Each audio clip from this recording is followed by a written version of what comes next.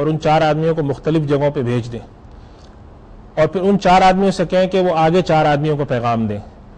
اور اس طریقے سے 4 کی ٹولی بنا کر آپ پیغام آگے بھیجتے رہیں، اور آخر میں جا کے ان سارے لوگوں سے جو 150 کے قریب ہوں گے،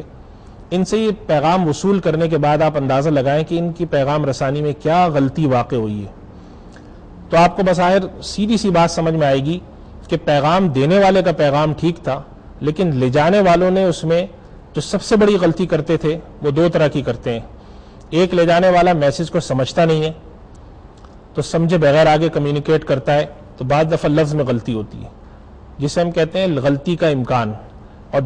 دوسری چیز، پیغام لے جانے والے سے حافظے کی غلطی ہوتی ہے کہ سنا کچھ اور جب آ کے پیغام دینے کا وقت آیا تو اس وقت تک وہ الفاظ بھول چکا تھا۔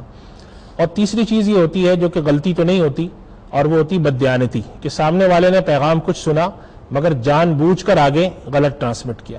یہ 3 طریقے ہیں جس کے ذریعے امکانات ہوتے ہیں کہ سامنے والے نے غلطی کی ہوگی۔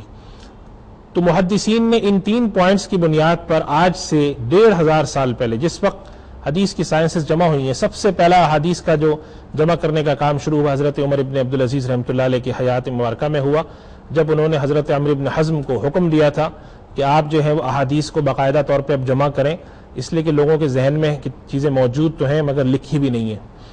وہاں سے یہ چیزیں جمع ہوئیں تو اس میں انہی چیزوں کا خیال رکھا گیا۔ خود قرآن کریم کو جب جمع کیا گیا تو حضرت عمر فاروق رضی اللہ تعالیٰ عنہ ہر آیت کے لیے 2 آدمیوں کی گواہی مانگتے تھے، کہ اگر ایک صحابی نے کہا میرے پاس ایک آیت لکھی ہے تو وہ فرماتے تھے کہ بھئی ایک اور آدمی لے کر آؤ جو اس بات کی تصدیق کرے۔ احادیث کے معاملے میں بھی محدثین کا یہ طریقہ رہا کہ وہ احادیث کو ویریفائی کیا کرتے تھے۔ ایک حدیث ایک جگہ سے سنی اور دوسری جگہ جا کے ویریفائی کرتے تھے، اور ویریفیکیشن کا کام صرف الفاظ تک تھا، محدود نہیں تھا، معنی بھی ویریفائی کرتے تھے، الفاظ بھی۔ چنانچہ محدثین اگر ایک حدیث ایک محدث تک جس کا معنی وہی ہے،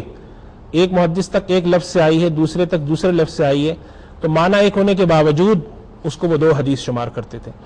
تو جو لوگ یہ بات کرتے ہیں کہ حدیث کے another possibility of human error زیادہ ہے، لہذا حدیث کو اوتھینٹک سمجھنے کے بجائے اس کو سورس آف لا سمجھنے کے، سورس آف مورل ٹیچنگ سمجھنا چاہیے،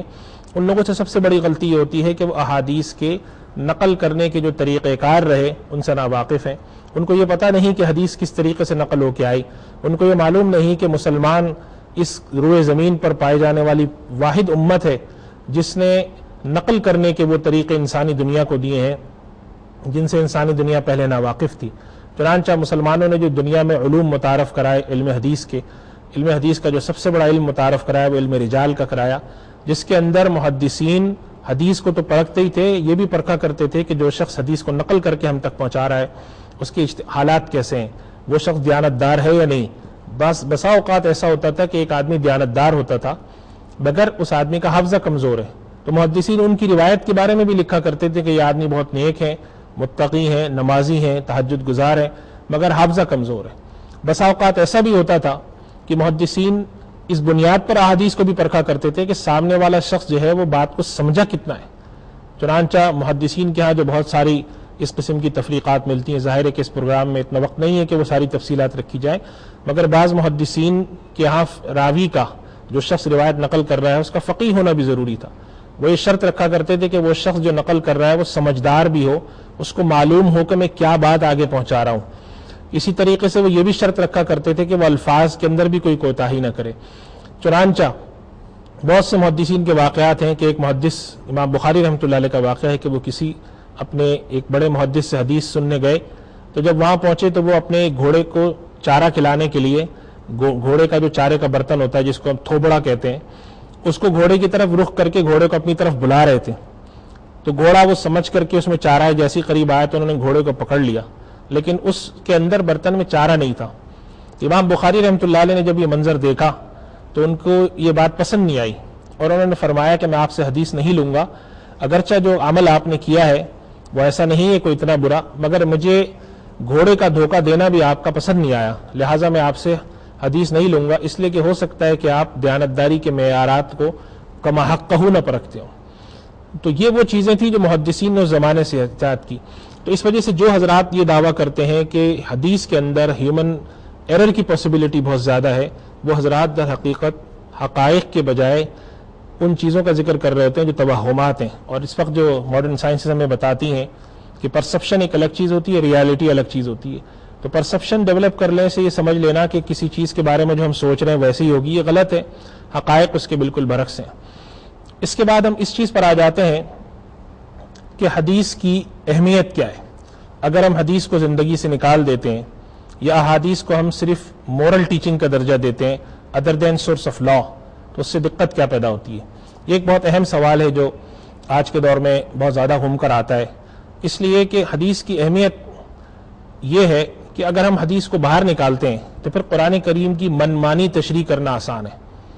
چنانچہ بعض علماء نے بڑا ایک واضح نقطہ لکھا ہے کہ رسول اکرم صلی اللہ علیہ وسلم نے ارشاد فرمایا کہ پچھلی امتوں میں 72 فرقے ہوئے ہیں، میری امت میں 73 فرقے ہوں گے، اور ایک کے سوا سب جو ہے وہ ناکامیاب ہوں گے، یعنی کہ غیر ناجی ہوں گے. تو صحابہ اکرام نے جب آپ سے دریافت فرمایا کہ یا رسول اللہ کون سا فرقہ ہے جو کامیاب ہوگا،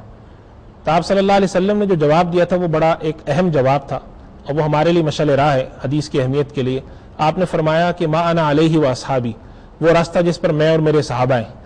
آپ صلی اللہ علیہ وسلم یہ بھی ارشاد فرما سکتے تھے کہ وہ راستہ جس کو قرآن سے سمجھ کے زندگی گزاری جائے. آپ صلی اللہ علیہ وسلم یہ بھی بات فرما سکتے تھے کہ جو اللہ کا کلام کے مطابق راستہ گزارا جائے وہ ہے. لیکن اصل بات یہ تھی کہ اللہ کے کلام میں جو کچھ بھی ہے وہ در حقیقت اس کی وہ تشریح قبول ہے جو حدیث کے ذریعے آئی. یہ بھی ممکن ہے کہ ایک آدمی کھڑا ہو، اللہ تعالیٰ فرماتے ہیں ورکعوا مع الراکعین، رکوع کرنے والوں کے ساتھ رکوع کرو. اب رکوع کا مطلب عربی میں جھکنا ہے. جھکنا انسان کے لیے ضروری نہیں کہ سامنے جھکے. ہو سکتا ہے کہ ایک آدمی دائیں طرف جھک جائے، یہ ہو سکتا ہے ایک آدمی بائیں طرف جھک جائے، ہو سکتا ہے کوئی پیچھے جھک جائے جیسے یوگا کے اندر جھکتے ہیں. تو کوئی آدمی کہہ سکتا ہے کہ بھئی میں بھی رکوع کر رہا ہوں، جیسے اللہ تعالیٰ نے جھکنے کا حکم دیا میں جھک رہا ہوں. سجدہ کرنے کا مطلب پیشانی زمین سے لگانا، تو پیشانی زمین سے لگانے کے لیے خاص طریقہ ضروری نہیں. ایک آدمی بالکل چت لٹ کر پیشانی زمین سے لگا دیتا ہے، وہ بھی کہتا ہے کہ میں سجدہ کر رہا ہوں. ایک آدمی یوگا کے انداز میں کھڑا ہو کر پیشانی زمین سے لگا دیتا ہے، وہ بھی کہے گا میں سجدہ کر رہا ہوں. تو قرآن کریم کو احادیث کے بغیر دیکھنا بالکل ایسے ہی ہے جیسے کہ یہود و نصارہ نے اپنے کلام میں تحریف کی تھی. اللہ کے کلام میں تحریف ہونے کے لفظی امکانات تو بالکل نہیں ہیں، لیکن معنوی امکانات بہت ہیں. اس لیے کہ اللہ تعالیٰ نے خود قرآن کریم کی صفت بیان فرمائی ہے کہ یضل بہ کثیرا ویہدی بہ کثیرا، کہ اللہ تعالیٰ بہت سے لوگوں کو اس کتاب کے ذریعے گمراہ کر دیتا ہے اور بہت سو کو ہدایت عطا فرماتا ہے. اور اس کی تشریح میں علماء نے صاف لکھا ہے کہ گمراہی اور ہدایت کا مطلب یہ ہے کہ قرآن کریم کے الفاظ میں جو جامعیت ہے، جو قرآن کریم کے الفاظ میں پھیلاؤ ہے، تو اگر کوئی شخص تربیت یافتہ جسے کہتے ہیں مزکہ نہیں ہو اور وہ صحبت یافتہ نہ ہو تو وہ قرآن کریم سے اپنے مطلب کے معنی نکال لے گا. مطلب کے معنی نکالنے کے بعد اس کی تشریح وہ اپنی منمانی کرے گا. اقم الصلاۃ لدلوک الشمس کا مطلب وہ کچھ اور نکال لے گا. اسی طریقے سے زکوٰۃ کے احکامات میں وہ کچھ اور تشریح کر دے گا. آج جو یہ بات کہی جاتی ہے کہ اجتہاد کے اختیارات ہمارے یہاں مسلمانوں میں قومی اسمبلی کو دیے جانے چاہیے، اور دین کی تشریح کے اختیارات ان لوگوں سے لے کر جو لوگ دین کے علماء ہیں ان لوگوں کو دینے چاہیے جو کہ طاقت میں ہوں، ان سب کے پیچھے در حقیقت بات یہی ہے کہ جو لوگ یہ بات کہتے ہیں ان کی در حقیقت پیش نظر یہ ہوتا ہے کہ قرآن کریم میں تو کوئی پابندی ایسی ہے نہیں، لہٰذا احادیث کو ایک طرف رکھ کے قرآن سے براہ راست احکامات نکالے جائیں. تو قرآن کریم اور احادیث کا جو تعلق ہے وہ خود بذات خود احادیث کی اہمیت کے اوپر دلالت کرتا ہے. احادیث کے بغیر قرآن کریم کچھ نہیں ہے، اور جو لوگ احادیث کو سورس آف لا نہیں مانتے وہ در حقیقت قرآن کریم کا انکار کر رہے ہوتے ہیں، قرآن کریم کی منمانی تشریح کرنا چاہ رہے ہوتے ہیں. اسی وجہ سے آج کے دور میں اس بات کی اہمیت بڑھ گئی ہے کہ اس بات کی وضاحت کی جائے کہ دین کس چیز کا نام ہے. ایک بہت اہم چیز جو کہ اکثر لوگ مجھ سے بھی پوچھتے ہیں کہ کبھی کوئی بات آتی ہے کہ یہ بات ارشاد فرمائیے کہ یہ چیز کرنا شرعاً کیسا ہے، اور اگر قرآن کریم کی کوئی آیت اس بارے میں مل جائے تو بہت ہی اچھا ہو. تو یہ سوال بذات خود غلط سوال ہے، چونکہ جب ہم کسی سے کوئی مسئلہ پوچھتے ہیں شریعت کا تو ہم اس سے قرآن کا مسئلہ نہیں پوچھتے، ہم اس سے شریعت کا مسئلہ پوچھتے ہیں. اور شریعت جو ہے وہ قرآن کریم کا نام نہیں ہے، شریعت نام ہے قرآن کا، شریعت نام ہے حدیث کا، شریعت نام ہے اجماع امت کا، اور شریعت نام ہے قیاس کا. یہ چار شریعت کے مآخذ ہیں، سورس آف لا ہیں جن سے مل کے شریعت بنتی ہے. چنانچہ جب کوئی شخص مجھ سے سوال کرتا ہے کہ یہ مسئلہ قرآن میں ہے تو میں کہتا ہوں اگر آپ کوئی محقق ہیں، کوئی رائٹر ہیں اور قرآن کے حوالے سے مضمون لکھ رہے ہیں تو پھر تو میں آپ کی کوئی مدد کر سکتا ہوں.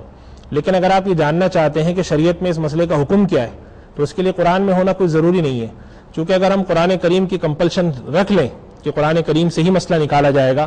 تو آج کے دور کے 99% مسائل ہم اس سے نہیں نکال سکتے. حج کے مسائل ہوں، زکوٰۃ کے مسائل ہوں، احکامات ہوں، قیاس ہو، اجماع ہو، جتنی بھی چیزیں ہیں ہم اس کو اس طریقے سے نہیں نکال سکتے. تو آج کے دور میں جو یہ بات کہی جاتی ہے، آخری جو بات جس کے اوپر میں گفتگو کر کے اپنے پروگرام کو ختم کروں گا، کہ پھر آج کے دور میں یہ سوال اتنا کیوں اٹھایا جاتا ہے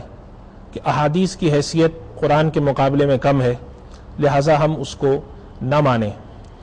تو دراصل میں اس کا جو جواب ہے تفصیلی جواب ہے، لیکن مختصر بات یہ ہے کہ جو شخص بھی دین کے اندر فتنہ برپا کرنا چاہے گا وہ دو طرح کے لوگ ہوں گے. ایک تو وہ لوگ ہیں جو خارجی ہیں، خارجی سے مراد غیر مسلم ہے، تو ان کا سب کو پتہ ہے کہ وہ غیر مسلم ہے، وہ ہمارے کھلے دشمن ہیں، وہ جو فتنہ بھی پھیلائیں مسلمان اس سے عام طور پہ کم متاثر ہوتے ہیں، کیونکہ مسلمانوں کو معلوم ہوتا ہے کہ یہ غیر مسلموں کا فتنہ ہے تو ہم ان سے مرعوب نہ ہوں. دوسرا جو طریقہ کار ہے دین پر حملہ کرنے کا، وہ طریقہ ہے کہ دین کا نام لے کر اس کا لبادہ اڑ کر اندر سے کچھ سازشیں کی جائیں، کھوکھلا کیا جائے. ایسے سارے لوگ جو ہیں ان کو سب سے پہلا حملہ کرنا ہوتا ہے اللہ کے رسول صلی اللہ علیہ وسلم کی ذات پہ. اور اللہ کے رسول صلی اللہ علیہ وسلم کی ذات پہ حملہ کرنا چونکہ مشکل ہے، انسانی مسلمان معاشرے کو قبول نہیں ہے، تو پھر وہ تھوڑا سا نیچے آ کر حملہ کرتے ہیں محدثین پہ،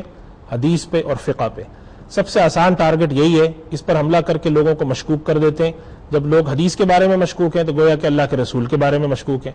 اور جب حدیث کے بارے میں مشکوک ہیں تو قرآن کے بارے میں مشکوک ہیں. تو یہ بنیاد پر حملہ کرنے کا طریقہ ہے، اور بحیثیت ایک مسلمان معاشرے کے ہمارے ہر فرد کا ایک فرض ہے کہ ہم اپنی اولاد کی، اپنے بہن بھائیوں کی، اپنے عزیز و اقارب سب کی اس معاملے میں تربیت رکھیں کہ قرآن کریم کے پر جتنا ایمان ضروری ہے اتنا ہی ایمان حدیث پر ضروری ہے، اور حدیث پر ایمان بحیثیت سورس آف لا ضروری ہے. یہ نہیں کہ حدیث پر ہم ایمان تو لائیں مگر ہم سمجھیں کہ وہ اخلاقیات کی ایک تعلیم ہے. ان کلمات میں اپنے پروگرام کو ختم کرتا ہوں. وآخر دعوانا الحمدللہ رب العالمین. مولاي صل وسلم دائما ابدا على حبيبك خير الخلق كلهم.